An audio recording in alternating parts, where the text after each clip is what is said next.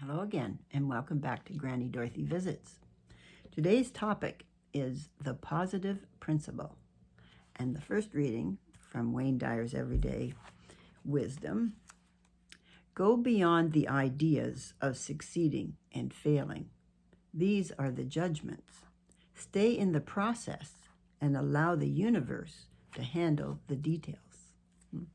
And the next one from Julia Cameron's Heart Steps. The quote at the top of the page is from Natalie Goldberg. Over and over, we have to go back to the beginning. We should not be ashamed of this. It is good. It's like drinking water.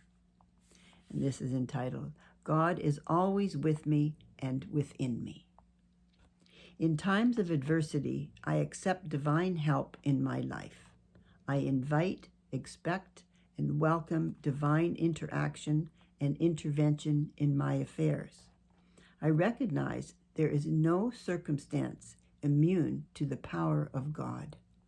I ask and receive divine intervention in my troublesome affairs. I seek and receive direct and active help. I ask for guidance and am assured I receive it. I ask for wisdom, comfort, clarity, and all qualities of which I have need, because these qualities are within God, and God is within me. I always receive my answered prayers. And the last one from Norman Vincent Peale's book, the 3 complete books, Power of Positive Thinking, and Principle and Enthusiasm Makes a Difference. And this one is entitled A Second Way to Keep the Positive Principle Going. Take a new look at that word, impossible. The positive principle will help you get out of trouble and stay out thereafter.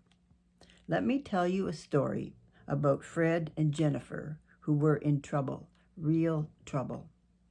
They were heavily in debt, and the small clothing shop they operated showed their ominous sign of failing. It was a time of acute financial depression, and their city had been hit hard. Indeed, businesses were closing all around them. It appeared as if their turn to fold would not be far in coming. The number of unpaid accounts on their books totaled a dangerously high figure. So little money was coming in that the bills from their suppliers could not be paid unless something happened, and quickly. One morning, Fred and Jennifer were sitting glumly in their little office, going over their bills and unpaid accounts. Sorry, I lost my spot. There it is. It all seemed completely futile. No patrons at all were in the shop, which had been allowed to run down into shabby appearance. Then something quite unexpected, but very exciting happened. A scientist, prominent in chemical research and a friend of the couple, was walking along a street not far away. Some impulse told him to go around to see Fred and Jennifer. He could not shake off the impression that it was urgently important for him to make this call.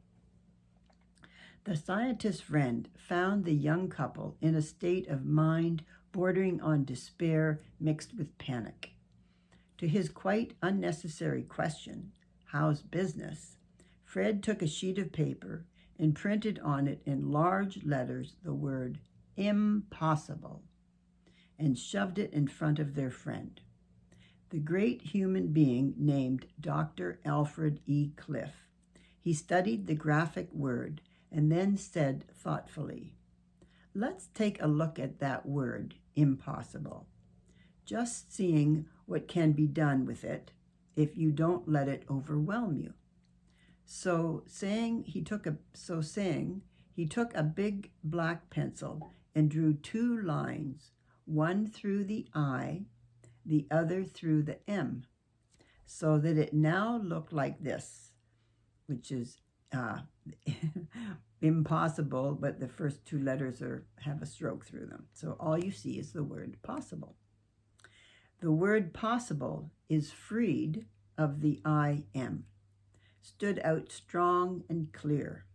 Nothing, he said, nothing is impossible if you do not think impossible.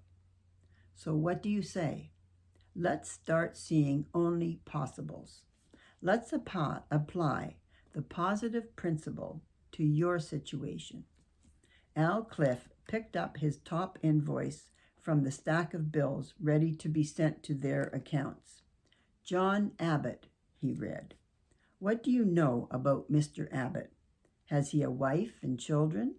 Wonder how he's getting along in his own business. How should I know, growled Fred. He's just a customer, and a slow-paying one at that. Tell you what, said Al. Look him up in the telephone directory. Give him a call and just ask in a friendly sort of way how things are. And do it now. Grudgingly, Fred did as directed and had a conversation that must have been pleasing, judging by the first smile he had come up with. He seemed pleased, he reported, and quite surprised at my interest. He asked how we were doing, and when I told him we were having a time collecting and paying bills, he said he was in the same fix, and added that he hadn't forgotten us, though I assured him that that was not my reason for my call. Then Al Cliff did a strange thing. He asked Fred and Jennifer to join him in placing their right hands on that stack of outgoing bills. He prayed aloud for all the persons represented in that pile of bills, not for them to pay up, but that each of them would be blessed according to his own particular problems. Now let's have an idea suggestion, he suggested. Got enough money for a can of paint? Yeah, we're not all that low, grumbled Fred. Okay, get busy and paint the interior of the store shiny white. Then wash those showcases and windows until they glisten. Get some new light bulbs in those overhead fixtures. Most of all, get a smile on your faces and stay in the shop expecting business. When people start coming, greet them with real friendliness. Keep thinking in terms of the possibles. Skip that impossible concept for good. It's not going to be easy sailing, but do as I say, and you will keep on sailing. You will keep it going. Within a month, the young couple had taken in enough money to keep their heads above water, and gradually they began making a little profit. They survived the depression, and all because they heeded the wise counsel of a friend and took a new look at the word impossible. This man, Al Cliff, was one of the most intuitive, wise men I have ever known. As a truth teacher, he was superb in his insights and inspiration. He was a practical genius in the uses of the positive principle. He himself learned creative and positive truth when desperately ill, so much so that he had been practically given up to die. In that moment of ultimate extremity, Cliff turned everything over to God, saying, "Thy will be done. Take me if you wish.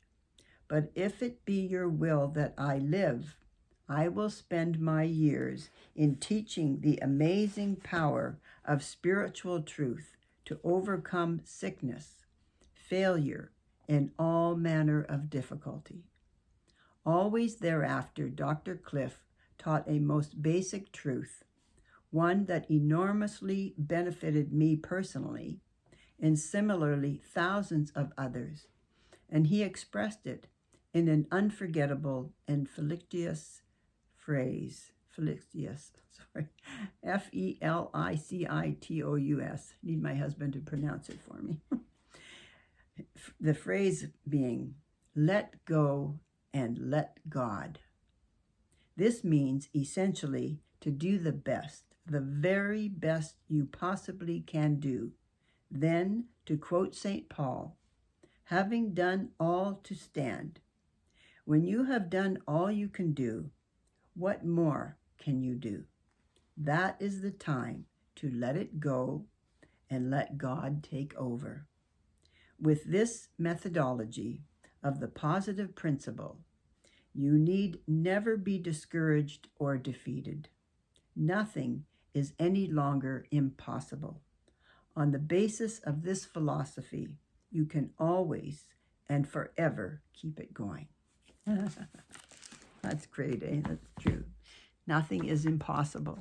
Nothing is impossible. Certainly nothing's impossible with God, that's for sure. I hope you have God in your life and in your hearts, because I couldn't function without him, that's for sure. It's such a blessing.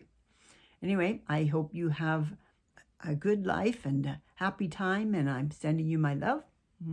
Until next week. Bye for now.